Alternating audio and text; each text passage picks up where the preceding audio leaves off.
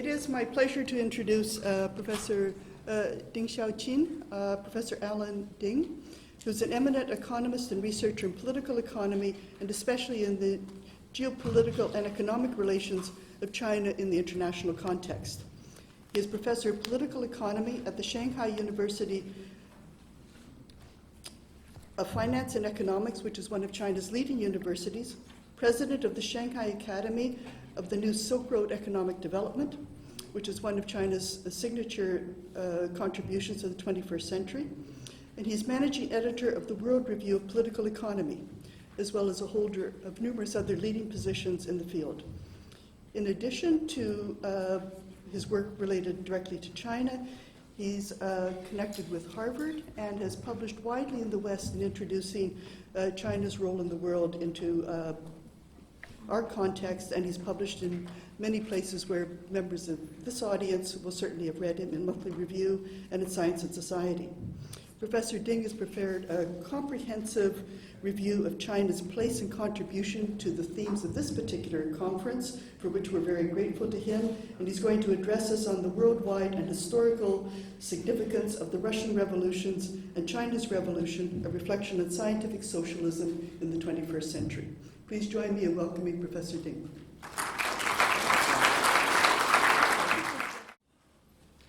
Thank you very much, Alan, and a very long introduction about me, actually, which means a lot of work for me.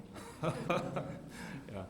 And as you may know, I was known as Alan Ding instead of Xiaoqin Ding in the international conferences, because it's very difficult to pronounce my Chinese name. But Alan pronounced it very, very well, yeah, I think. When I organize conferences, a lot of participants always complain about they're just given very short period of time for their presentation. And but this time I think when you give 1.5 hours to make the presentation, you will also complain. Yeah.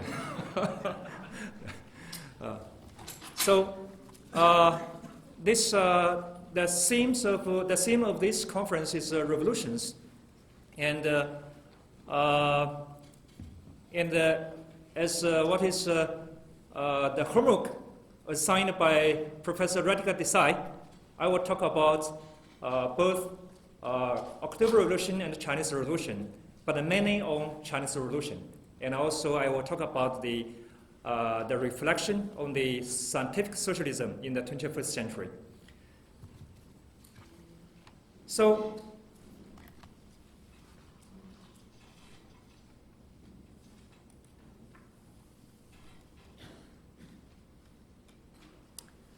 since the birth of Marxism, with its critical, revolutionary, and scientific characteristics, it has been integrated into the trends of world modernization. From the mid-19th century to the 21st century, Marxism not only connects the history of development of world socialist movements, but also provides the most important ideological resources for the renewal of human civilization. During the 117 years after the formation of the theoretical framework of Marxism, it has been continuously releasing its strong interpretation of social reality, and at the same time directly leading the activities of global proletariat to transform the social reality.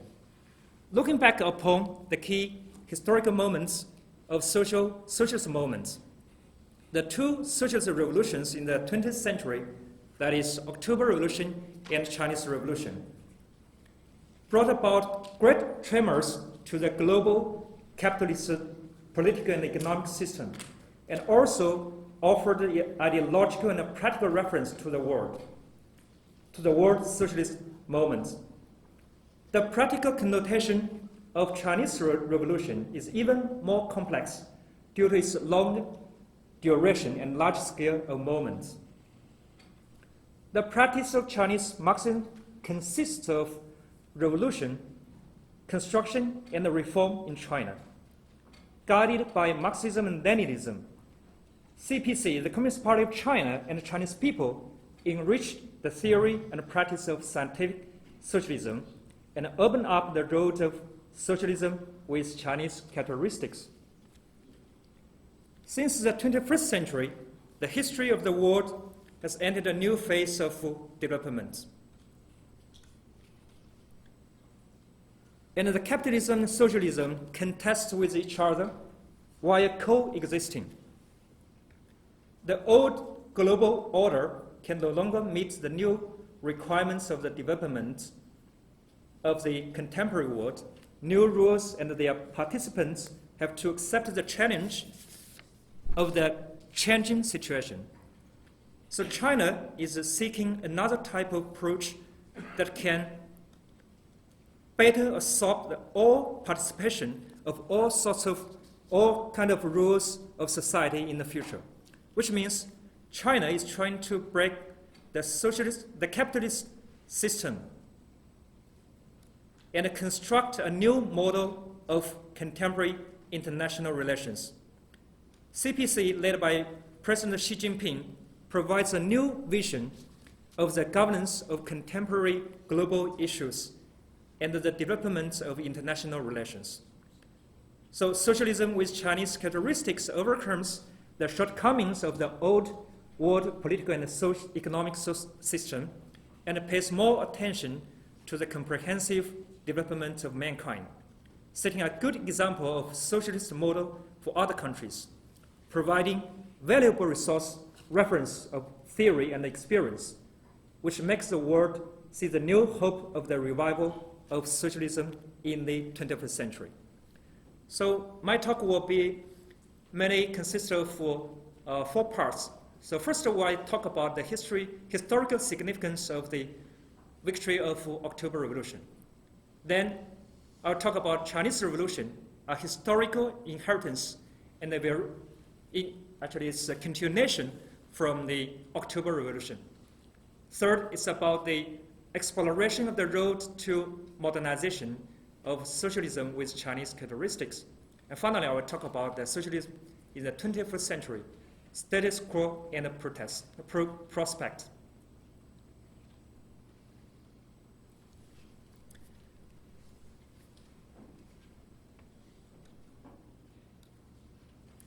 After the 1840s, Marx and Engels summed up the experience of the European workers' movements and founded the Scientific Socialism. Since the birth of the theory of surplus value and the history of historical materialism, Marx and Engels revealed the basic law of social and historical development, the fundamental construction of capitalist operation, the fundamental way of human liberation, and the real force of economic social change. So far, Marxism has abandoned the irrational elements of all previous socialist ideas. Scientific socialism was immediately combined with the international workers' movement.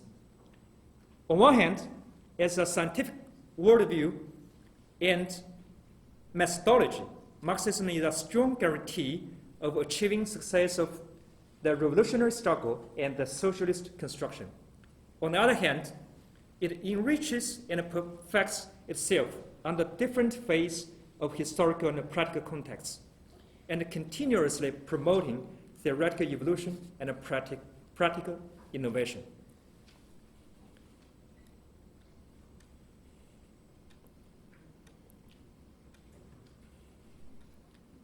The revolution has never been an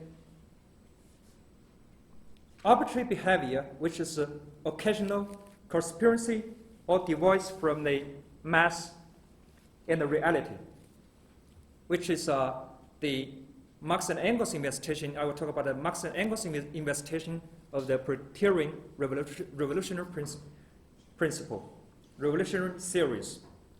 And the second is the revolution has its own rules. One is the accumulation of the strength of people, and the other is the creation of complete objective conditions. And if the revolutionary conditions are mature, the manifestations will be violent, and direct class struggle.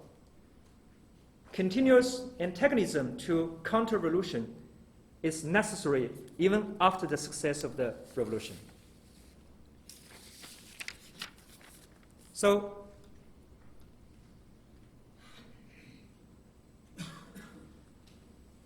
first, the demise, as Marx and Engels conclude, first, the demise of the bourgeois and the victory of the proletariat are inevitable.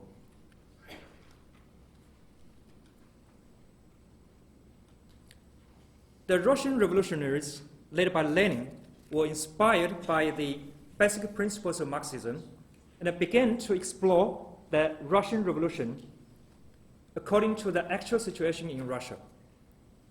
On theory, he argues that imperialism is the highest stage of capitalism in 1916, that imperialism has a natural characteristic of parasitism and decay.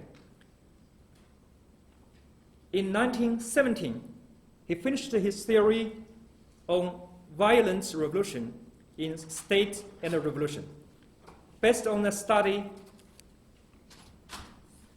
of the formation and the development of the theory of proletarian dictatorship theory by Marx and Engels. Lenin specifically defined that Marxists can only be those who recognize the class struggle as well as the dictatorship of proletariat. Lenin's idea on scientific socialism is that he does not rigidly adhere to the specific conclusions of Marx and Engels on the simultaneous occurrence of revolutions, but scientifically examined and profoundly analyzed the international political and economic situation at the turn of the century and the spatial situation of Russia. Lenin put forward the victory in one nation, thus promoted the Marxist theories on proletarian revolution and the dictatorship of proletariat, and it makes the socialism become a living reality from the abstract theoretical form. So on practice, Lenin profoundly understood that the logical operation of the Russian road was in fact an inevitable result of Russia's economic, social, and historical development from the 18th century to the beginning of the 20th century. In 1917, Lenin and the Bolshevik Party responded to the prevailing situation and seized the opportunity to successfully launch the October Revolution with a clear agenda and a flexible strategy.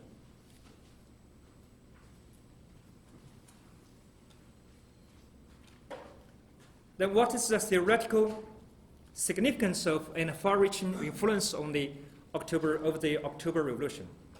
So first, it overthrew the landlord bourgeois ruling and established the Soviet regime with Russian people as master and completed the national liberation. Second, Russia has found a way to get rid of the economic damage. Private ownership of means of production was abolished, and the public ownership of means of production in the economic management system was established.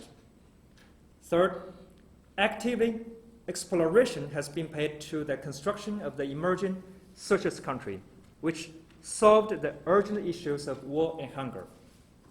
So in the long run, the Bolsheviks, through the socialist strategy, promoted Russia's economic transformation and the construction of the industrial system. The revolution advanced Russia's modernization to a new stage and created a brand new way to realize modernization, so that the process of modernization of the Soviet Union showed a clear future of the leaping development. The greatness of the October Revolution is because of the essence of the basic principles of scientific socialism. It's by no means a contingency and has universal historical significance. It has created a way for the socialist parties in various countries of how to transform Marxism and scientific socialism into a form of modernization, nationalization, localization, and popularization. So in the history of the development of Marxist theories, Lenin made an accurate judgment on the development of capitalism and found the weak link of capitalism, that is the era of imperialism, and put forward the theory that socialism may have success in one country, which enriched and developed the strategy and the tactics of the proletarian revolution, and also featured the construction of proletarian party as the ruling party. In the wave of the world socialism movement, the October Revolution brought Marxism-Leninism out of Europe. Therefore, the follow-up of establishing a new proletarian revolutionary party became popular, which promoted the international movement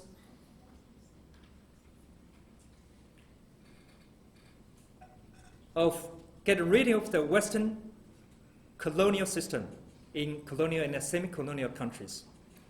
In the process of the evolution of world civilization, the October Revolution established the world's first social state, which created the practice of socialist modernization in poor countries. So the formation of the socialist camp led by Soviet Union changed the order of the world system.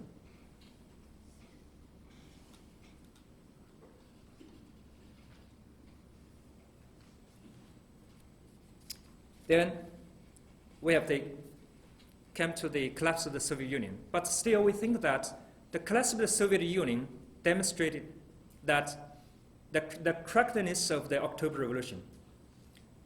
Why I say so?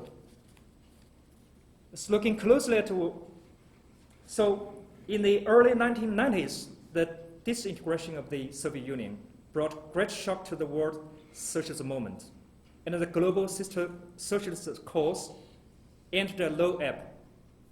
Some people deny the October Revolution, the socialist road, and even Marxism and Leninism.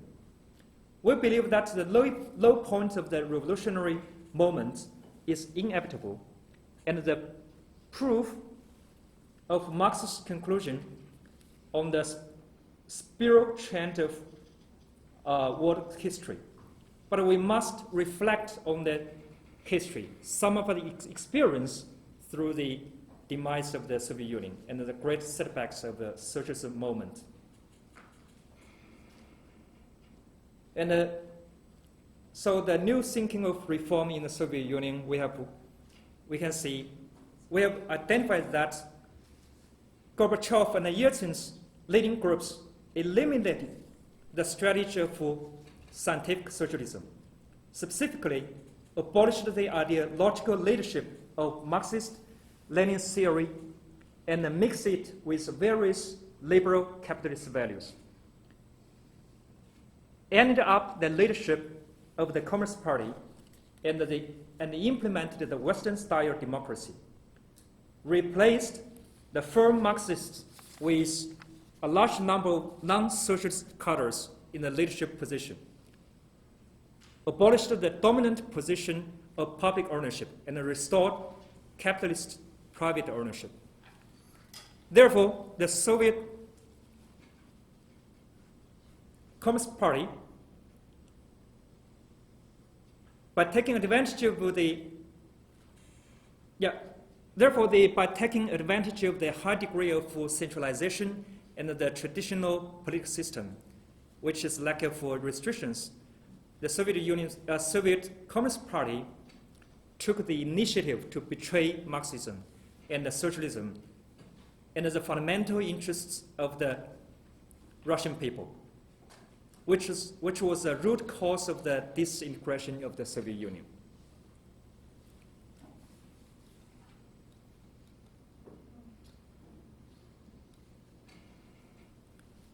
Then, The second part of my talk will be about the Chinese Revolution. It's a historical inheritance and the continuation of the October Revolution. So in China, the most intractable problem faced by the communists was how to choose a suitable revolutionary way and establish the state power with people as master. Under the backward economic and cultural situation and the imbalance of the development of urban and rural areas.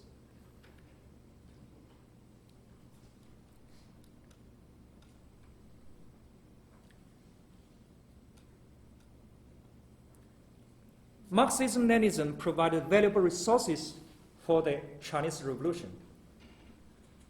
On one hand, the fundamental issue of the proletarian revolution was the state power. The first step in the revolution is to make the proletariat rise to the ruling class and win democracy. On the other hand, the central task and the highest form of proletarian revolution is a seizure of power. So Marxism-Leninism also provided a practical reference for the Chinese Revolution. The October Revolution turned Marxist theories of proletarian revolution into reality and opened a new era of proletarian revolution and the socialism by defeating capitalism. So the historical, political, and economic conditions of Russia were closely related to the social situation in China of that period.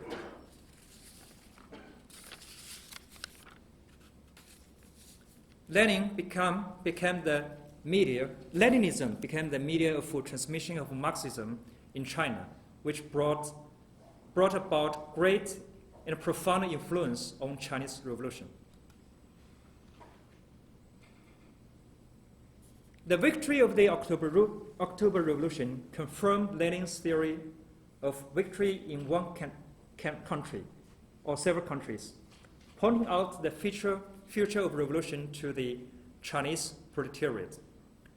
The creation of Russian Communist Party developed the Marx theory about proletarian party, provided successful experience for the establishment of Communist Party in China, mobilizing the people and armed seizure of power. The Russian Revolution led China's national salvation moment to the world trend of proletarian revolution, made Chinese people deepen their awareness and the recognition of a revolution, which made the proletarian revolutionary party, the Communist Party of China, gain the leading rights of the Chinese Revolution. Lenin solved the problem of the liberation of the colonial and semi-colonial nationalities and guided the agenda of the democratic revolution of Communist Party of China and the formation of united front. The basic experience of Soviet socialist construction has led China to embark on the road of non-capitalist modernization and laid the foundation for the great practice of socialism with Chinese characteristics.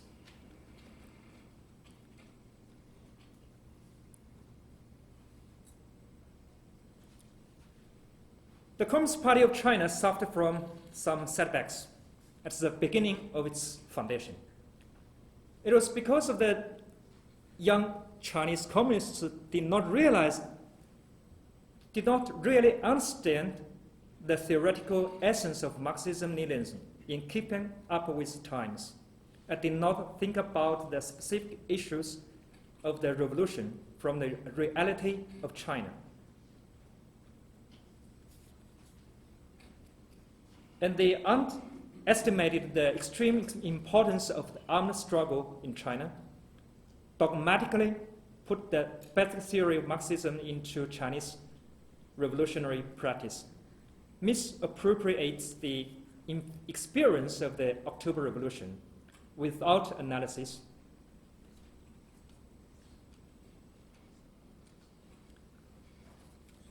Mao Zedong first put forward the major proposition of synchronized Marxism in order to solve the problem of Chinese Revolution at the critical moment of revolution. Mao Zedong's understanding of synchronized Marxism was a Marxist theory which played a great role in China and was the ideological support of the Chinese Revolution. So it is necessary to combine the universality of the Marxist theories with the particularity of Chinese Revolution practice.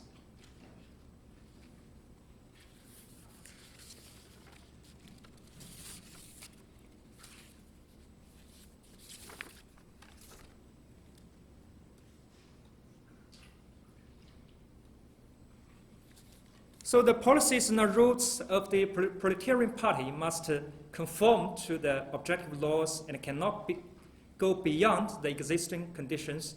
The basic theory of Marxism can only play a role in a real context. So we need theories, but we must correct the theory worship, which ignores the actual situation. Summing up the experience of the road should be combined with the reality. So Russia first occupied the city, but because of the different conditions, China chose to take the opposite way, that is to say, under the same principle, due to the different conditions, the implementation of the principle by the proletarian party can take different forms.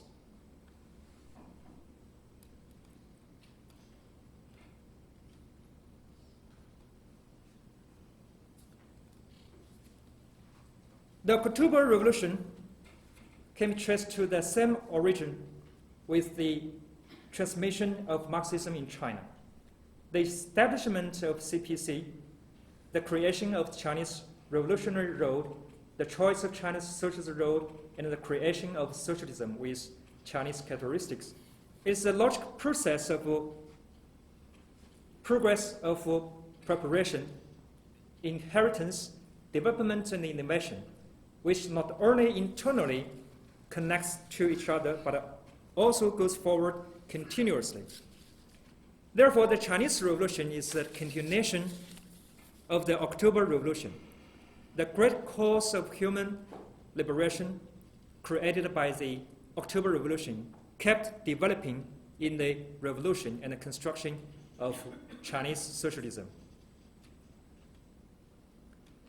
So, if we say the victory of the October Revolution in the 1917 was an important achievement of the Russian Marxism, then the victory of Chinese Revolution in 1949 was a new success of Mao Zedong's learning from the experience of Russia and realizing Chinese Marxism, which was returned to the history, the test of practice, and the final confirmation of the October Revolution.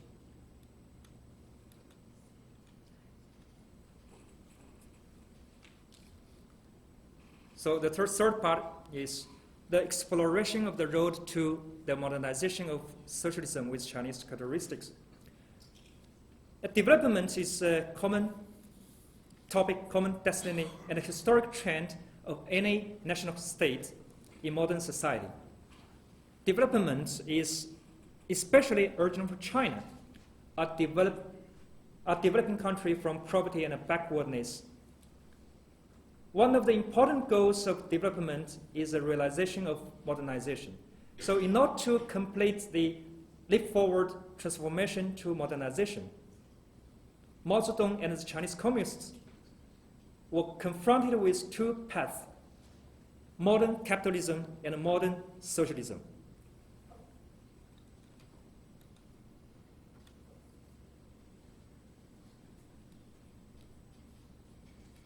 But we found that the capitalist road and the Soviet model were not suitable for the requirements of the modernization of China.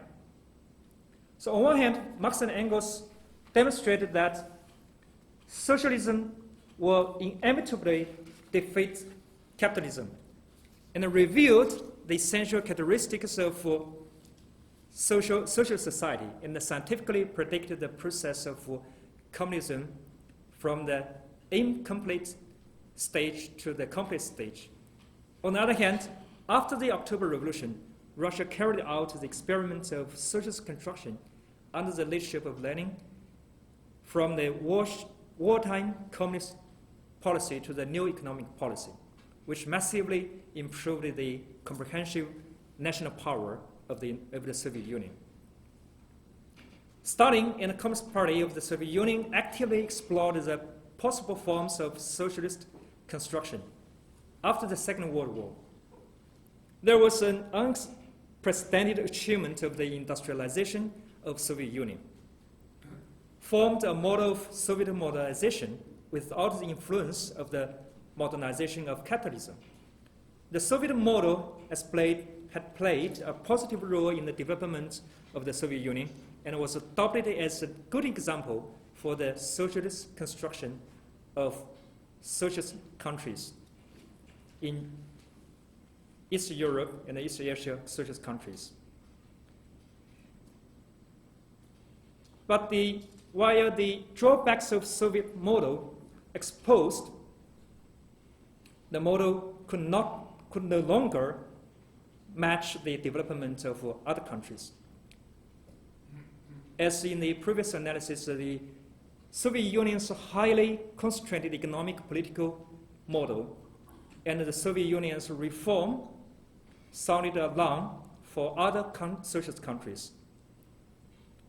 The socialist countries have realized that, the other socialist countries have realized that the establishment and development of socialism in different countries cannot be totally the same, and the process of socialism modernization must contain different values and models of modernization under their own historical and cultural perspective. The practice of modernization of China is a process of exploring, following, and applying objective laws. It is a constructive practice that turned the slogan of great rejuvenation of Chinese nation into reality. At the same time, it is also a creative practice. After the reform and opening up, China had promoted the theoretical and institutional innovation, which promoted further development of socialism with Chinese characteristics. Chinese road described as socialist road is described as socialist road with Chinese characteristics, but Chinese characteristics cannot be simply understood as Chinese unique. The success of China provided a general guideline for modernization. On one hand, it embodies the internal unity of the fundamental social systems with the mechanism of political, economic, and cultural development. The establishment, improvement, and the reunification of the social systems compatible with the productive force are the prerequisites and the guarantees for the development of developing countries. On the other hand, the practice of building socialism with Chinese characteristics is not only the adherence to and the development of Marxist theories, but also a Chinese expression according to the Chinese national conditions and the world trend.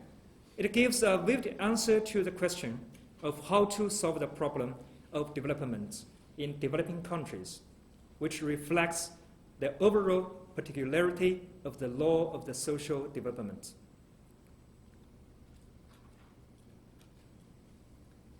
The Chinese road had successfully reversed the dilemma of the development of China's modernization over the past 100 years, without being influenced by the theory of capitalist centralism, such as the independence theory, westernization theory, core periphery theory. China has independently chosen a road of progressive reform with Chinese characteristics, which is suitable for the national conditions of China. The reform is an overall reform focusing on the economic construction under the fundamental systems of socialism. Focusing on the core task of economic construction is the main task of socialism with Chinese characteristics, and is the main logic of adhering to and developing the Chinese road, which connects the whole process of Chinese modernization. China actively participates in the global economic competition and cooperation, and the international system of division of labor. From the very beginning of the opening up, China has been insisting on self-dependency and self-control, while learning from the experience of other countries and adapting to the international environment. China's political reform also provided a guarantee to the economic reform, which constitutes a complete expression of socialism with Chinese characteristics. Chinese road makes use of the socialist democracy with Chinese characteristics to make the interest integration to be conformed to the wishes of the majority of people. And China's democracy provides a guarantee to the stability of the economic and social structure.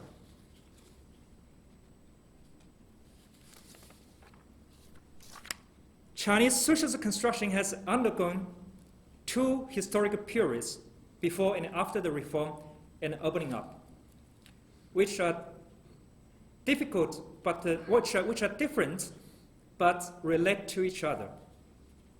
Essentially, there are practical explorations of the socialist construction by Chinese people of all nationalities under the leadership of CPC. In the first 30 years, we did have difficulties, but it doesn't mean that we didn't have any achievement in the first 30 years.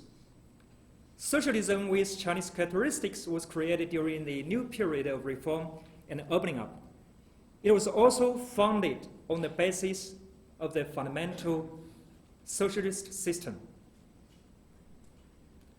Without the important ideological, material, institutional conditions and accumulated experience of the socialist revolution and the construction in Mao's era, reform and opening up would never have moved forward so smoothly.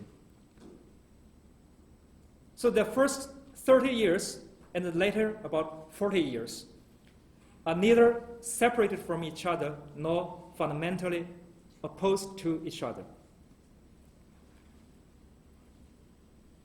If we say that the main task in the first 30 years was how to survive in the era of bipartisan hegemony, then the main task in the late 40 years is how to develop socialist system in the peacetime. So we cannot deny Mao era with the period after the reform and opening up.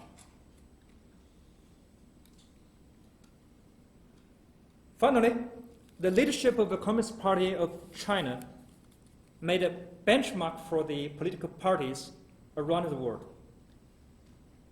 The Communist Party can keep up with the times to explore the laws of leadership and improve the ability of governance to adapt to the social development. Therefore, we can conclude that upholding the leadership of the Communist Party of China is an inevitable historic choice of Chinese people and the basic guarantee of the cause of socialism with Chinese characteristics. To sum up, only socialism can save China, and only reform and opening up can develop China. The Chinese road is the only way to achieve the socialist modernization of China and to create a bright future for Chinese people.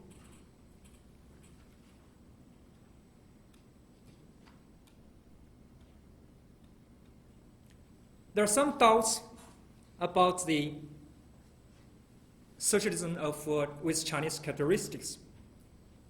Some scholars we found they doubt the nature of Chinese socialism. Is it socialist or capitalist? And somebody says that socialism with Chinese characteristics is a betrayer of Marxism. And it's a kind of bourgeois reformist thought. And some people even directly deny the Chinese socialism.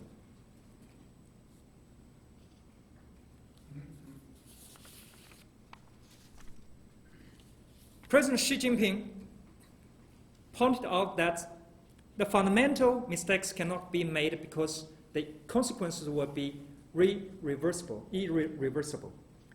Our direction is to improve and develop our social system and not to change it. Chinese road is always the issue on what is socialism and how to build socialism, which shows China's confidence with socialism to the world. Chinese road is a socialist road with basic principles of scientific socialism, which are the outcome of a combination of the scientific theories of Marxism with Chinese reality and the characteristics of the times.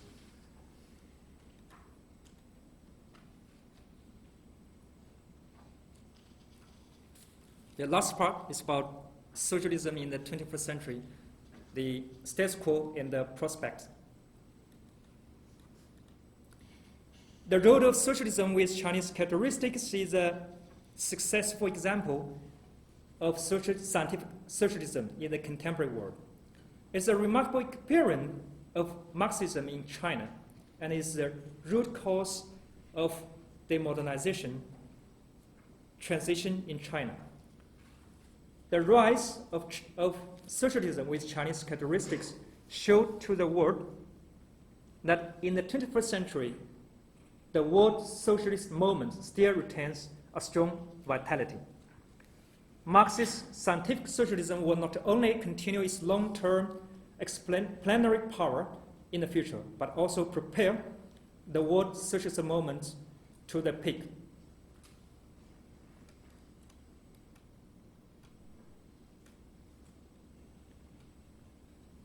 Marx and Engels depicted a communist picture for the world proletariat beyond the capitalist civilization through the analysis of the general law of the human development and the specific law of capitalist development. The scientific socialist concept of Marxism was infiltrated into the practice of the international communist movement from the middle 19th century to the 20th century. And the international communist movement was unprecedentedly strong and prosperous.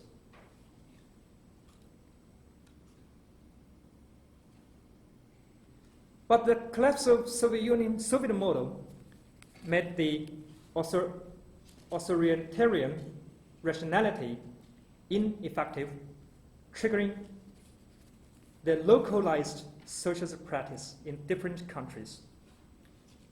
In Latin America, 21st century socialism was popular, and in 2009, presidents of 15 Latin American countries were from the left-wing parties and the mid-left parties. In Southeast Asia, in 2001, the 99th National Congress of the Communist Party of Vietnam put forward the development of socialism-oriented market economy. In 2006, the 10th National Congress of CPV promoted the reform of political system. And in 2011, the 11th National Congress of CPV passed the National Construction Program in transition to socialism, which confirmed that Vietnam will become a modern industrialized country in 2020. In the other developing countries of Asia, Africa, and Latin America, the socialist movement is also flourishing. The Communist Party of India, parties of India, South Africa, and Nepal have become important political forces in domestic political life.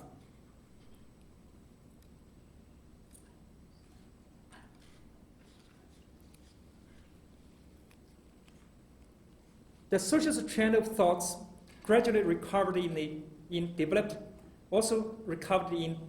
capitalist countries. Communist Party in the UK, in US, France, Germany, Russia, Portugal, and other countries held national congress to make a series of strategies and principles and policies for a party to respond to the economic crisis.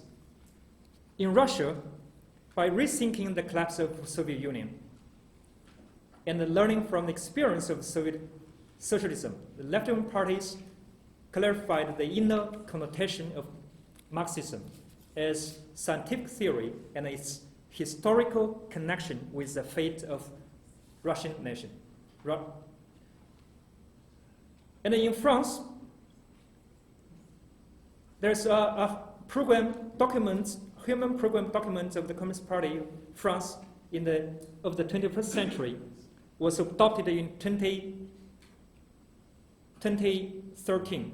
It continued to adhere to the guiding ideology of Marxism and put forward the goal of enriching and deepening the Marxist theories.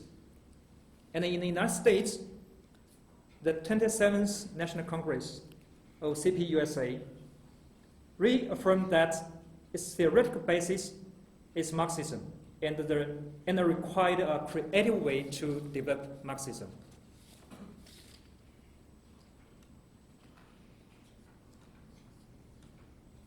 A good thing is that the communication among socialist forces in the world is more frequent, and that the left-wing parties are gradually moving toward coalition.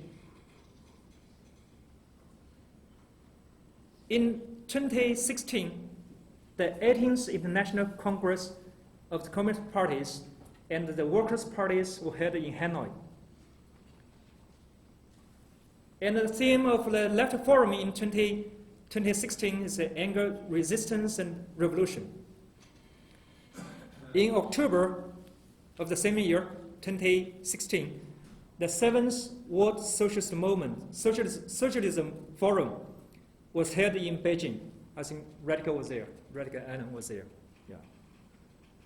In January 2017, the 10th Congress of the Communist Parties of Europe, chaired by the Greek Communist Party delegation, was held in Brussels. In addition, the Sao Paulo Forum, World Social Forum, were held in Latin America and Africa. But unfortunately, the current global left thoughts and the socialist movements are still in low ebb. The strong position of capitalism has not changed. The socialist organizations are not well managed. The practical basis is absent. The financial crisis did not change the situation of the marginalized communist parties in the political life. The lack of legitimate resources is still the biggest dilemma, and the political recognition is hard to be gained among people. The common problem they are faced is how to minimize the impact of the crisis and to achieve economic recovery from the crisis. The theories of socialism are mostly on paper and a lack of practical innovation, which are not strong enough to guide the reality of politics. The process of competition between the left and the right parties is carried out within the capitalist constitutional framework, which seriously restricts the development of left-wing regime. The internal composition of the left wing is complicated due to the heterogeneous theoretical principles and the development trend. Unity of left wing will be difficult.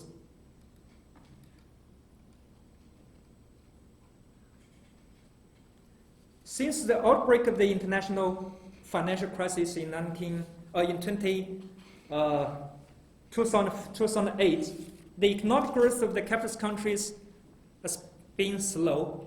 The polarization between the rich and the poor has been serious, and the political polarization has been obvious. At the same time, populism has been rising, liberal democracy has been sluggish, trade protectionism and the rising and the right-wing extremism are rising. All these show that the internal contradictions of the developed capitalist countries are intensified, and the capitalist crisis presents a serious new manifestation and new futures.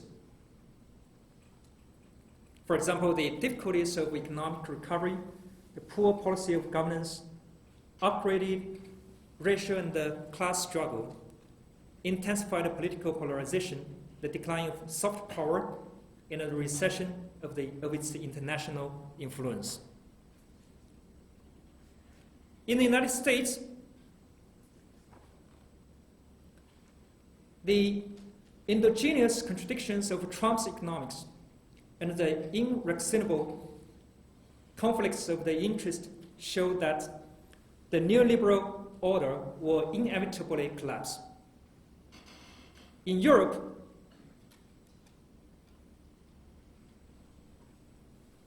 the economic crisis in the euro area has led to a series of chain reactions: high unemployment, welfare cuts, debt crisis, budget deficits, and so on.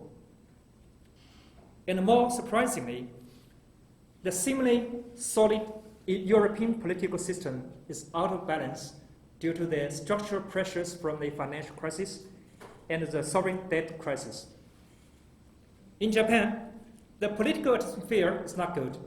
The major political parties are facing serious internal divergence. In countries in transition,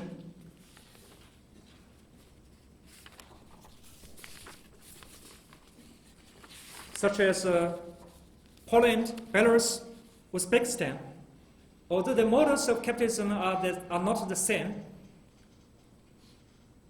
they all have a typical feature of transition out of control. Some developed capitalist countries try to shift the crisis and save their economies, but they do not have the substantive new policies. It is foreseeable that the capitalist countries will enter a long period of depression.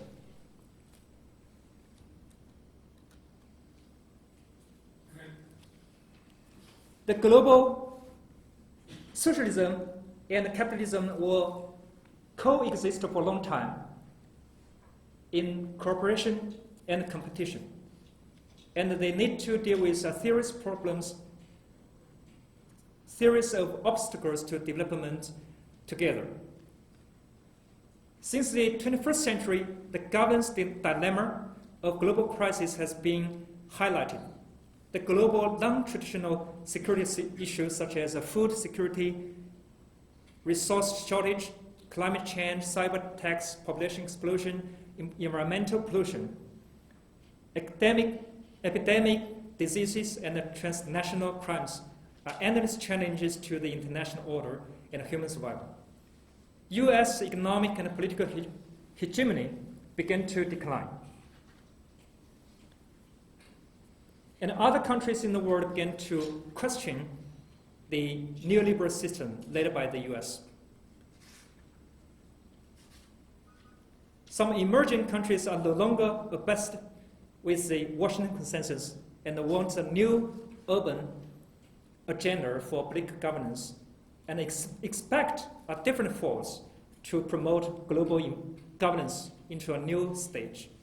Socialists with global perspective represent the most advanced organizations and political parties, and they should be united in the world's leading national states to maintain their focus on social inequality and the construction of the international community. We believe that, as Marx and Engels and Lenin analyzed the new situation of capitalism, the subject of our time is to reveal the current law of capital moment and to re-identify the value of Marxism and the possibility of the practical operation. In the turning point of the fate of human survival and development, Chinese Communist Party provides a Chinese program with a socialist concept and public awareness that is a community of shared future for mankind. Specifically, China hosted the G20 summit, the BRICS forum, trying to change the geopolitical imbalance of the world economic landscape. The promotion of cooperation of the high-speed rail technology shows to the world the friendship and the sincerity of China's global strategy. The continuing existence of China in Africa and Latin America promotes the formation of an effective transnational dialogue mechanism. The active advance of the One Belt One Road initiative provides a free ride for the world on China's economic development. Asia Infrastructure Investment Bank provides a strong capital support for the infrastructure construction in many developing countries.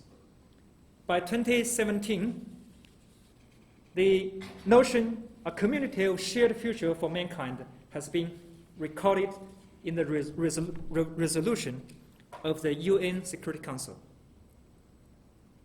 All this shows that Chinese communists, guided by Marxism, are standing at the forefront of the times to think about the future fate of the common concern of mankind. Chinese concept and Chinese program will have a positive, realistic, and constructive impact in the world.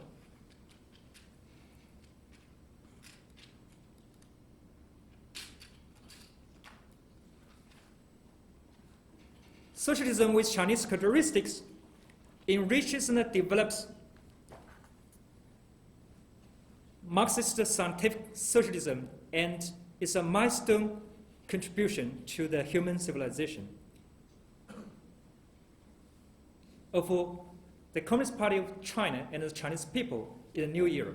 So on one hand, it actively seeks a solution to the global crisis and find out the structural factors of the capitalist mode of production and its institutional model. On the other hand, it conforms to the evolution of human society to the more advanced civilization.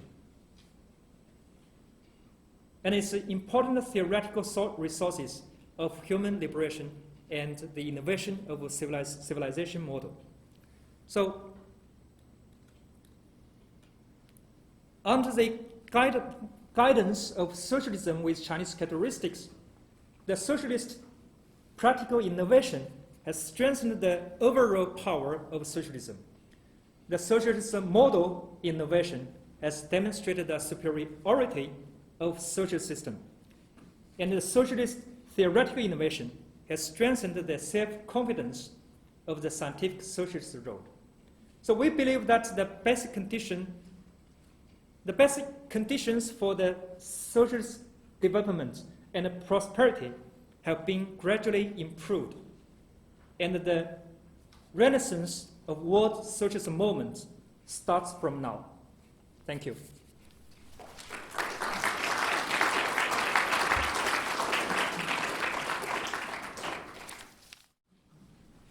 We have a few minutes since we got started a little bit late and Radhika thinks we can go a little bit longer. We have some time for discussion. I prepared a few remarks, but I'm going to be extremely brief because I think everybody's going to want to engage with this talk. And I might just underline a few things that struck me from Professor Ding's presentation and from the text that I had the privilege of reading. One of those is the sense in which in Chinese discourse, they underline the scientific nature of socialism, perhaps even more than we have the practice of doing. And this, I think, is extremely important and very suitable for this conference, because what we see in the Chinese experience, or internationally, if we look more broadly, is a constant reassessment of what the current situation is and how we can work with a certain vision in order to transform the world. And what we see throughout the history of the nearly 100 years of building socialism in China is an awareness of what's happened in the past, but a rejection of dogma and a great deal of creativity in moving forward. And that just happens throughout the entire history from the initial move, for example, from the cities to the countryside. And Professor Ding has underlined a number of these other points. Right now, we might particularly want to look at that in terms of the emerging international framework that China is putting forward in the world that's extraordinarily interesting at a critical point in world history. So we could look at that very positively.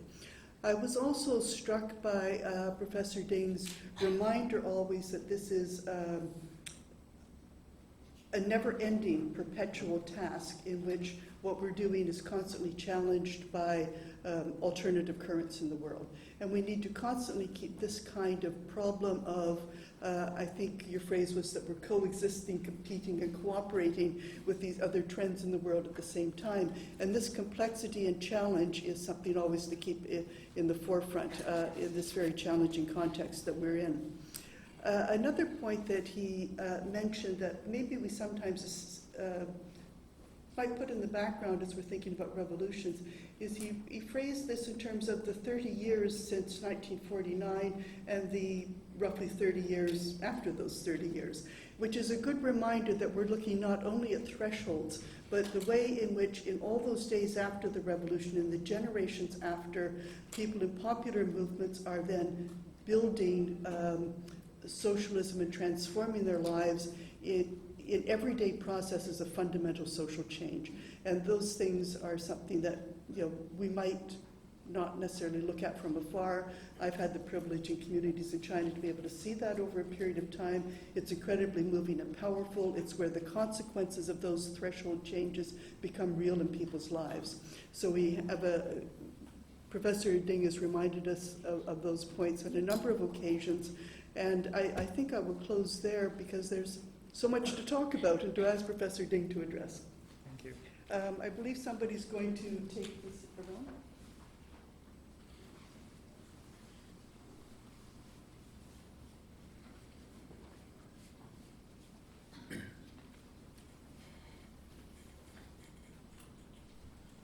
Hello, my name is Raza. I'm from Pakistan, your neighboring country, as you know.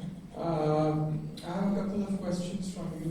You said that, the Chinese Revolution was the, final confirmation of Marxism, Leninism, in the world. But just 10 years later, there was a revolution in Cuba, and we haven't really talked about Cuba throughout this conference. And what do you have to say about that? Because the example of Cuba is incredibly relevant in the context of third world countries, specifically third world countries which are surrounded by imperialism, surrounded by dictatorships, and yet, and even the Communist Party did not support the revolution in Cuba. So it flew against the face of logic when Fidel Castro and the 17 men actually mounted it, and it is still going on.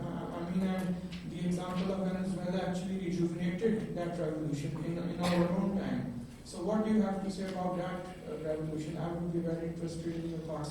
Secondly, and this is a cultural question, because I come from the Progressive Writers Association, I have not been able to understand. Yes, China is a wonderful example of socialism in the 20th century, and especially in Pakistan, it actually helped to build a very huge movement, progressive socialist movement.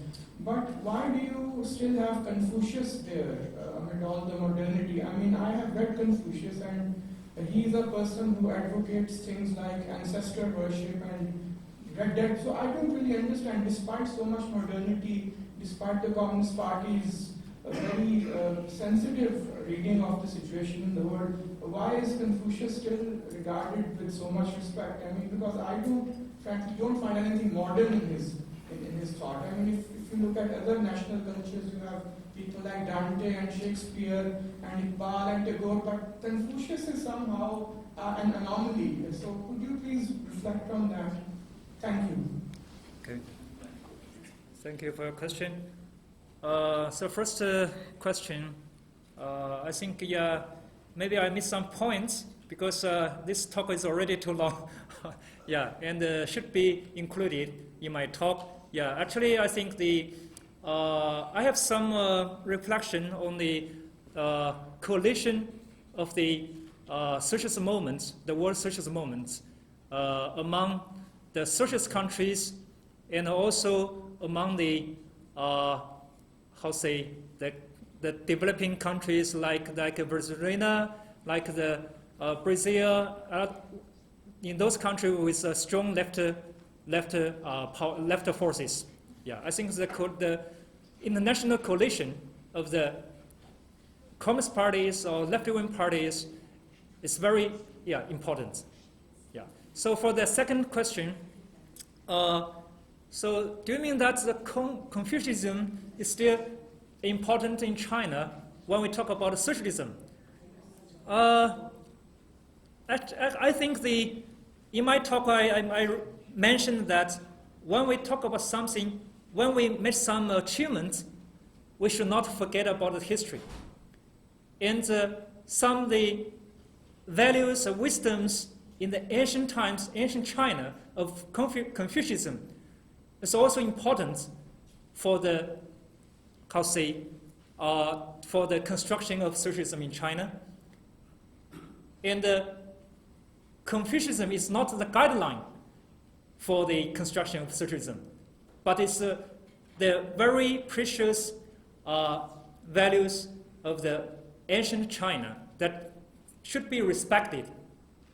So we cannot forget about the history when we, for example, since we have the professors from Russia, and also in the history, as you see in China, even after the 1949, in some period, people talk about the Mao's time. Some people, in some period, sometimes people try to forget about the Mao's time. It's not good. There's a continuation of the history from the ancient time to the present, from Mao's time to the new period of opening up and reform. So I think everyone should respect the history, especially the valuable parts of the history. Thank you. Yes, my name is Kim Ives. He Liberty newspaper in Brooklyn, New York. It's no secret that Mao Zedong and Deng Xiaoping did not see eye to eye on how to go forward in the development of socialism. and now in fact called Deng a capitalist rotor, and subjected him to some unhappy treatment in the Cultural Revolution. And we know that Deng said it doesn't matter if the cat is black or white as long as it catches mice. I also recall his saying that when we send 60,000 students to the United States to study, we have a success when we get 30,000 back. But I would also question whether, when you get those 30,000 back, if there aren't some viruses that come with them. All of that said, I think the Cultural Revolution was maybe one manifestation of it, but the great Argentinian Cuban revolutionary Che Guevara looked at socialism in the 60s, and he said, what I see in Yugoslavia, what I see in the Soviet Union, it doesn't really interest me. We need to create a new man, a new woman. And so this ideological development, this consciousness, they saw as very important, and that may have some relevance to what we saw happen in the Soviet Union in its collapse. So I ask, what is the situation today? That's the first, and then the second, I mean, the development of that consciousness, of that socialist consciousness, because I don't see the Chinese, I don't see the Red Book being distributed in bookstores in New York City these days. And secondly, as Lenin wrote a century ago in Imperialism, the Highest Stage of Capitalism, he said, inevitably, the dominant powers are going to be challenged by rising powers, of which the BRICS are an example. And that inevitably leads to war. And there's been a lot of talk about this. John Pilger has a film, The Coming War on China, and I think it's quite clear that you have been rigged by US military bases with missiles pointed at you. What's going on in North Korea is not unrelated to China. So what is the thoughts of China on really being able to do this peaceful coexistence, as it were, in development? Sorry.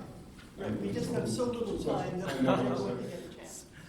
Okay, so I can make it briefly. The socialist consciousness in China. As you know, during the last few decades, because of the influence of the Washington consensus of the neoliberalism, the consciousness of socialism or Marxism in China, I have to admit that reduced a lot, but fortunately, it's recovering a lot, especially during the last 5 years. And why is this situation? Because of the reform and the opening up. So a lot of transnationals invest in China, which, as you know, brought the technology, capital, and also ideologies. And as you know, in the early 1990s, a lot of state-owned enterprises were privatized. But the situation, and with I think the problems in China, actually what you can read from the New York Times, Wall Street Journals, every day you read news about China, I mean the negative news, bad news about China, We think that these problems comes from the private sectors, comes from the privatization of the public sectors. But now it's from the 2012, when Xi Jinping took office. He emphasized several times on how to strengthen the SOEs, the public sectors in China. So we do not say SOEs should give way to the private sectors and that should be kept in certain fields, certain area. No. So SOC can be stronger, can be bigger to compete with the transnationals, and it can be more efficient in theory and in practice. So this will strengthen the consciousness of socialism and Marxism in China, I think, in the future, near future. Yeah. And the second,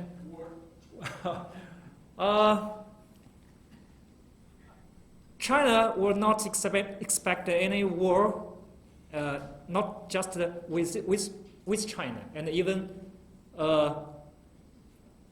among other countries. Yeah, it's not because the world is globalized.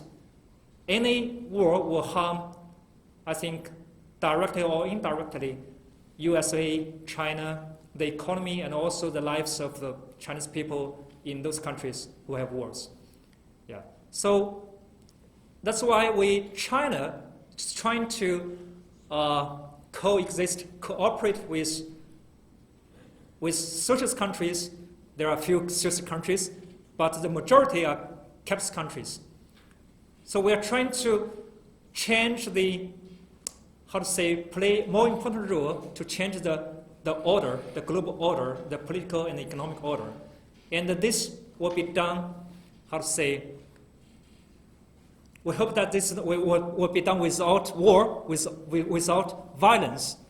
But I think that all the countries in the world, all the people in the world, they are looking forward to their own development. So that's why when we put forward the One Belt and One Road initiative, it's welcomed by, and also, the members of this initiative, most of them, they are developing countries. And it's welcomed by the developing countries, by those countries. Although it's kind of prevented by the United States, by Japan, yeah, and some neighboring countries of China. Yeah. But this way, we are optimistic about this way. This initiative stands for the interests of all the people of all the countries in the world. And this should be the future of the world. Thank you. Can we have something very briefly, because we only have... Yeah, I have a brief question. Paul Zaremka, State University of New York at Buffalo. My brief question is simply, you never mentioned Stalin, and you used the theoretical, or at least one of the theoretical concepts of the Stalinist state, namely Marxism and Leninism. I want you to defend why we use the word Marxism-Leninism or not. I mean, are you just saying it, or have you studied the use of the word? I used the word studying once in my presentation. I mentioned once in my presentation. Yeah, and actually, I mentioned that Stalin started to actually during the Stalin period, Stalin promoted the industrialization of Soviet Union within a short period. Yeah, actually. I'm asking you about the word Marxism-Leninism. That's a concept of a Stalinist state. It was 1938, or around, maybe I have a year wrong, about that time that concept was developed. It wasn't there before. It wasn't there in Lenin. Uh-huh. So what's your question? The question is the word Marxism-Leninism, okay, is a concept that arose in the Stalin period. Mm-hmm. And I think it should be explained why you would accept the use of that word used and created during the Stalin period. That's my question. Mm-hmm. Actually, usually, I think I may use because I mainly talk about the Russian Revolution, and most of the part I talk about the Lenin's time, the October Revolution. Actually, in China, when we talk about Marxism, I think maybe in the 1980s, 1990s, we use the Marxism, Leninism, but nowadays we use only Marxism. And also the socialism with Chinese characteristics, we use this term for the actually even from the most time till present. Yeah. So I think that this is just a problem of terminology. The formulation that is most commonly heard, if I might add briefly, within China, that I was taught studying philosophy and so on at Beijing University, is constantly Marxism, Leninism, Mao Zedong thought. So it's not necessarily just Marxism, Leninism, and and that has other meanings as well. So what there is this broad sweep from Marx to Lenin through Mao, in fact.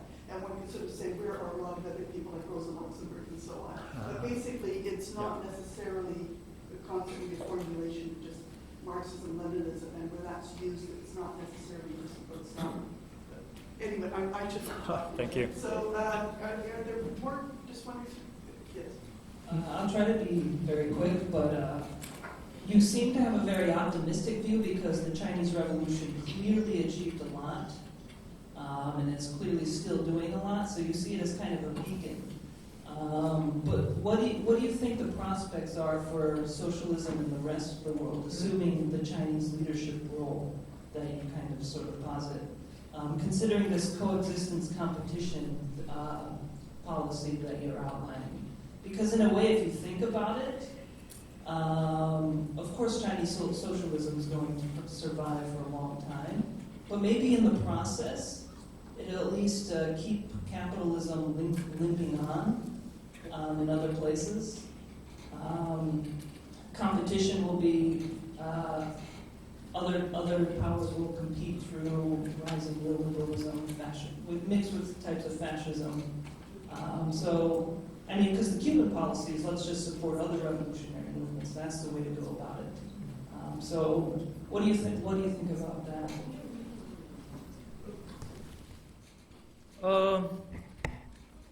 So actually, for China, we never say that we will play the leading role in forming the in establishing the new world global political and economic order, and we are trying to create or initiative or create a kind of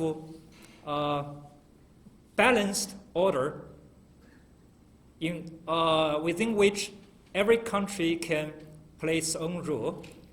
Yeah, this is a kind of a mutual development, and so when I talk about this, there's a word sharing economy. Yeah, in the West, sharing economy. We talk about the sharing development, which is a kind of a really sharing, so everyone can participate, can benefit, can contribute to the development.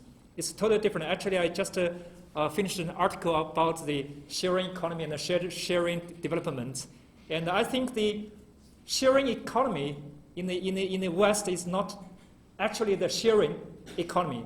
We can say it's shared. You are shared. You are not sharing.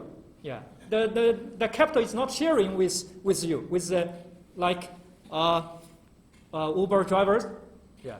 They're not sharing with you. They just share, give you a share, give you a share, give you a share, you can walk. You can walk with your means of consumption. Yeah. And your means of consumption will be the means of production of the capital. Yeah. So this is not actually the sharing economy. Yeah. So I think that this is a different. There are different concept, different connotation of the development of China and the major developed countries. Thank you. Last year, Forbes magazine reported that there are 1.6 million millionaires in China. 1.6 million more than there were 10 years ago. Mm-hmm. There's also 100 million people living in China at $1.25 a day. How is this a sharing socialism? How is this from each according to their ability to each according to their need? Or as you just said, what would be the attraction of socialism with Chinese characteristics if any society can expect that there will be 10 times growth in millionaires over the people that get pushed into poverty? Yep, it's a very good question. And as I said just now, why there are so many millionaires? It's not consistent with the socialist system. But because of the opening up and the reform, at that time in the 1970s, so Chinese people were suffering from hunger. They need development, they need food, they need technology, they need capital. And from that time, so the Western transnationals, we introduced the capital, the technology, and also the ideology. As you can see, the bourgeois economics also flourished in China. Yeah. So the millionaires were created by the private sectors, not in the public sectors. So that's why we found these problems, and we are trying to, even at Jiang Zemin's time and Hu Jintao's time and till now, so we're trying to solve the problem. But you know, this is, although it's kind of an internal struggle, still it's very severe, but China does not want to see the instability of the social and economic instability, because we have the history, we have the lessons from the history. So we are trying to curb the development of the private sector, from decades ago. But I think from the 5 years ago, so we have large scale of movements, measures to try to reduce the poverty, and we have the precise poverty reduction and a precise poverty elimination. So this is a very, and if you have a chance to visit China to talk about people about the poverty reduction in China, you will see you'll never see this kind of policies measures in other countries in the world. Yeah, every village officials they will be responsible for this measure. Otherwise, for example, the government will give you 100 yuan and direct it to your debit card, and will check the debit card whether it's already in it. If not, the local officials will be removed immediately. Yeah, it's very strict. Yeah, so the poverty problem will be solved in the short term, I think. And the millionaires, we are also trying to get rid of the millionaires, but it takes time. And some millionaires of high officials, they are already eliminated, removed. And also we have the you'll find it. Actually, these days in China, a lot of millionaires, they are found very difficult for them to survive as a millionaire, because it's really hard for them to find the opportunity to invest. When they talk to me, I said, why do not cooperate with the state-owned enterprises? Why do you invest in some kind of collective cooperatives? Yeah. So definitely, I think in the long run, it's not in the short run. The millionaires will be gradually reduced. Yeah. So I think that the polarization in China will be reduced. I'm told we have a little bit more time. If there's one or two questions, and of course there'll be other time during the rest of the conference as well to talk to Professor Dean. I see somebody here.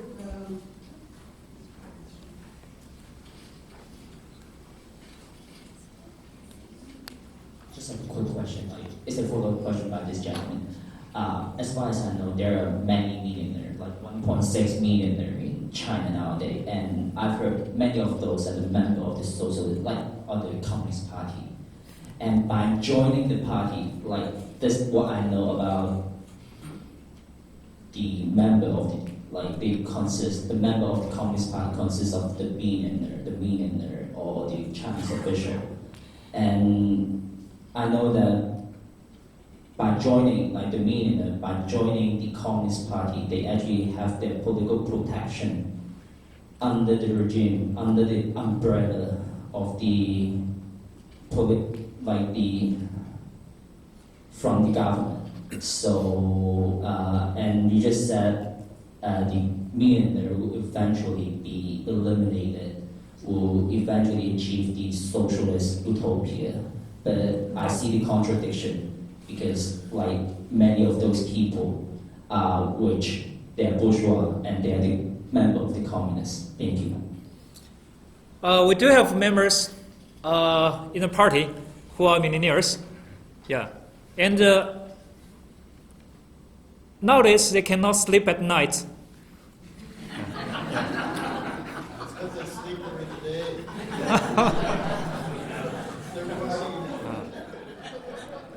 And I think, in about 2 weeks, there will be the 19th National Congress of CPC. And there will be some mayors, some new rules of the party, maybe, will be written in the charter. Some people, the members who are not real socialists or communists, they will be moved from the party. We have a large population of the party members. I think there will be some mayors taken in several weeks.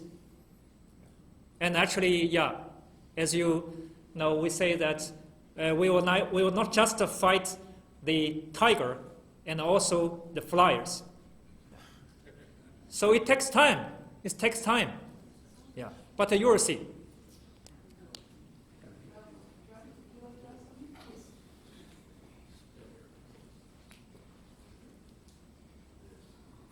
And as you said, some gentleman says that I'm so optimistic.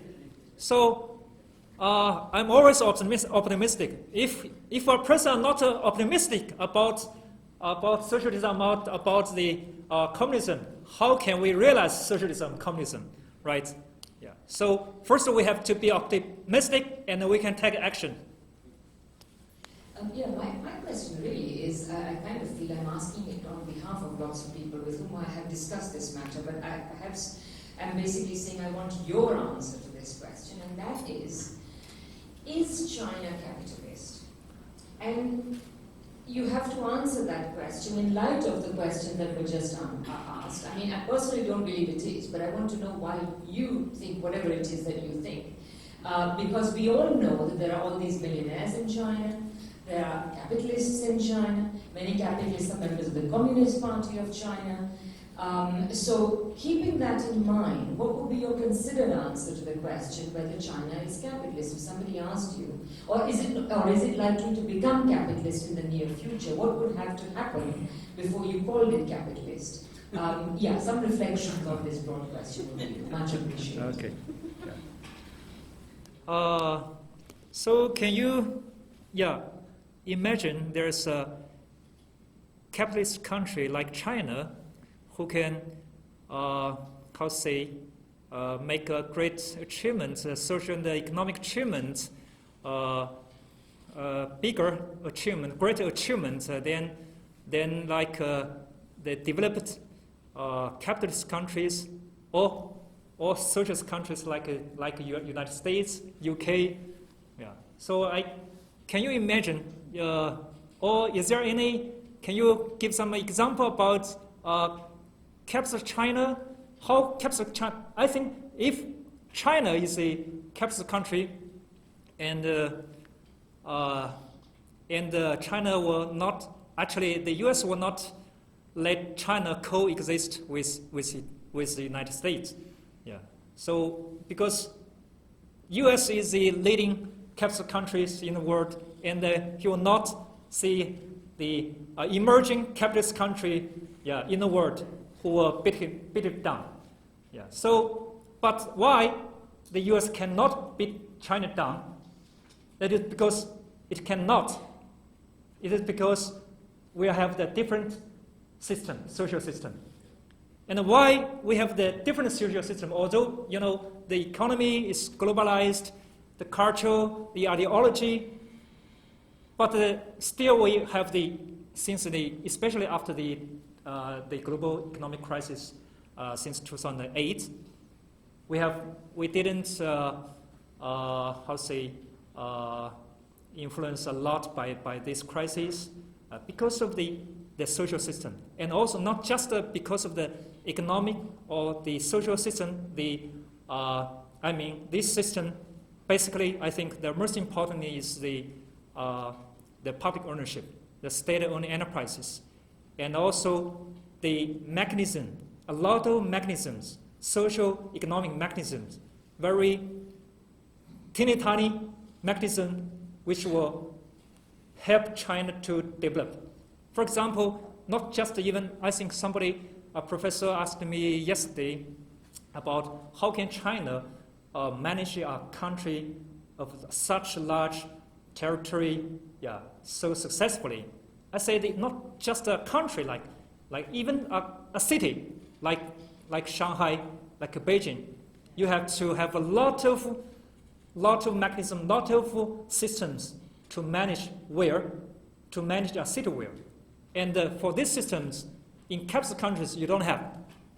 In socialist countries, it's China, we have this system, which the systems are inherited from the most time, from the very beginning of the establishment of the Communist Party of China. Thank you.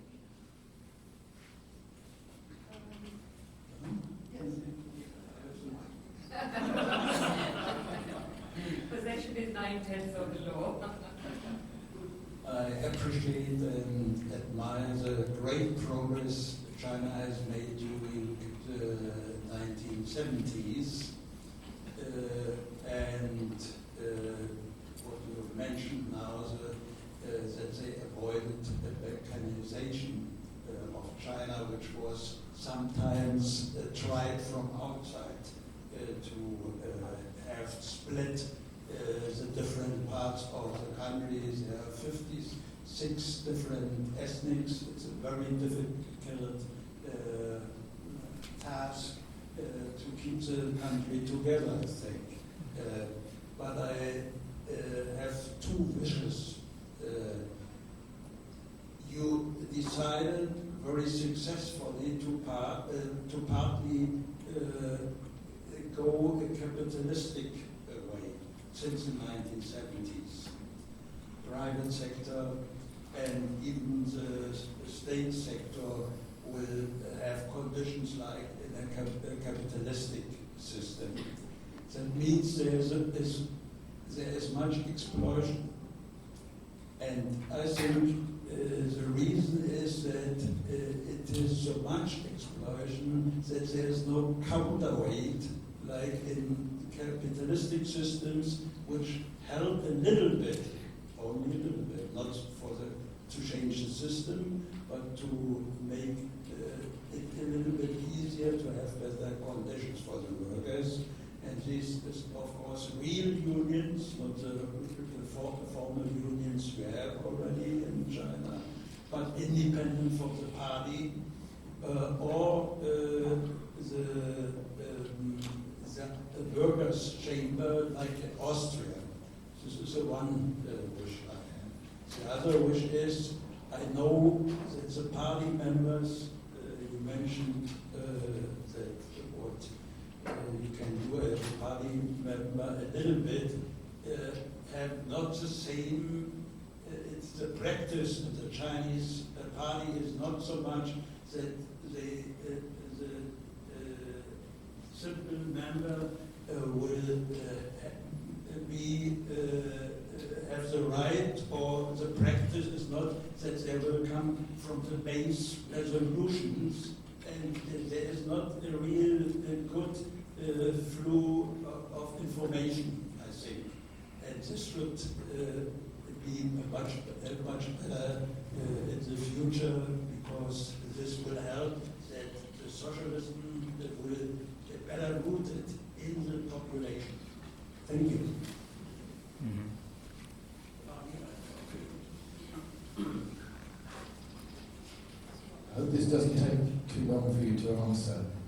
say a few words about the World Association for Political Economy?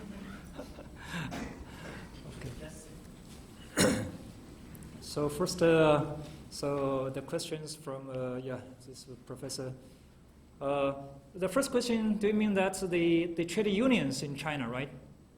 The protection from about the rights of the workers from the unions,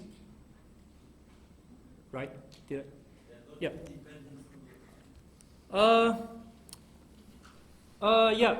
So you can see this because here trade unions independent from the party, right? Yeah, from the capitalist party. Yeah. But in socialist countries, the trade unions, in theory, cannot be independent from the party. Yeah, can be with the party because either the party or the unions should represent the interests of the workers. So in theory, yeah. But say if we have do we have a kind of better mechanism that the union can better protect the interests of the workers? So what's the use of what's the purpose? What's the aim of the Communist Party? So it's to fight the workers. The details in the factories. Yeah. Details. Yes. You found that is because the Japanese company, what is Foxconn, the Japanese Foxconn. Yeah. So you will find that a lot of problems in the private sectors, in the multinational factories. Yeah, people suicide, people get low payment, people get the very low job securities. Yeah, but in the SOEs, state-owned enterprises, the union is with the party, and the workers can have better benefits than the workers in the private sectors. So, yeah. Actually, the private sectors, especially the multinationals in China, they are trying to resist to the protection of workers from the governments, from the union. Yeah, and that's why we're going to nowadays we are going not just to introduce capital. We have to choose capital. We have to choose the good capital. And choose the the multinationals who can better protect the rights of the workers. Yeah. Okay. Some propaganda, right? No. Who are you? What is your purpose? Just briefly. Yeah. I think most of you already have the flyer of the World Association for Political Economy, and this association was started in 2004, and the first annual forum was held in 2006 in China, in Shanghai, in my university, and nowadays we have been holding the annual forum in different countries in the United States, in the Mexico, Brazil, South Africa, Vietnam, and in 1.5 years it will be here in the University of Manitoba. Yeah, it will be about the topic will be about the class struggle. Class and national struggle. Yeah, class and national struggle. Yeah, and when we just started this, I think this is one of the very few international academic organizations initiated by the Chinese Marxist scholars. And actually we didn't do much propaganda in China. Yeah, but we have a lot of, we are very welcomed by the Western scholars, I mean the left scholars, Marxist scholars in the West, in other developing countries. And that's why we have this kind of achievements, if we can say. It's because we're we're not just doing the propaganda. We are serious. We do serious analysis of the reality in China, and we do kind of a systematic introduction about the research and the theories, developments, and also the practices of the socialism with Chinese characteristics in China. So, and you will never read these or listen about these from the journals here, but I think you will read something from the book series of Radica, and also we have maybe some of you already have the journals, World Review of Political Economy, and we also have a Marxist magazine that is called International Critical Thought. It's sponsored by Chinese Academy of Social Sciences. We started these two journals. From this one, the World Review of Political Economy, we started in 2010, and the International Critical Thought is a multidisciplinary journal, Marxist journal. We started in 2011. So maybe you can check in the library. I think it's accessible to you. So I hope if you have we have the information on the flyer, on the magazine, on the journal, and also you are welcome to contact me if you have the opportunity to visit China. I can give you some. I can give you more chances to know better about China, and to give talks in different universities, different cities, to know better about, to get to know more about the Marxism and the Marxists in China. Not just here. You will just know about mostly the kind of neoclassical. In economics, neoclassical scholars, neoliberal scholars. Thank you. So we're going to have one final, very short question because we're so far over time, and there'll be other opportunities for people to talk. Just possibly a follow-up to Radica's question. What specifically is the relationship with the government or the Communist Party of China with the private sector? What is the relationship? What is the control?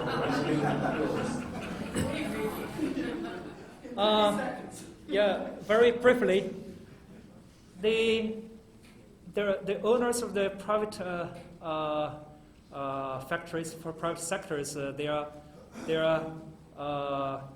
actually the government officials. They are not allowed nowadays. They are not allowed to have dinner with the owners of the private sectors. So you can know this. What's the relationship? So. Is there control by the government of the private sectors or no? The private sector, as I said yesterday, the private sectors actually they developed a lot. They say that they did contribute a lot to the economic development, economic achievements of China, but they are still under the control of the party, under the control of the government. I'd like to thank everybody for very stimulating questions, and I can see that we're going to be carrying this discussion on further, and we've worked with Professor Dean very hard today, and I think he's going to be willing to answer more of your questions the rest of tonight and tomorrow. So I'd like to conclude by asking everybody to join me, and thank you, Professor Dean, for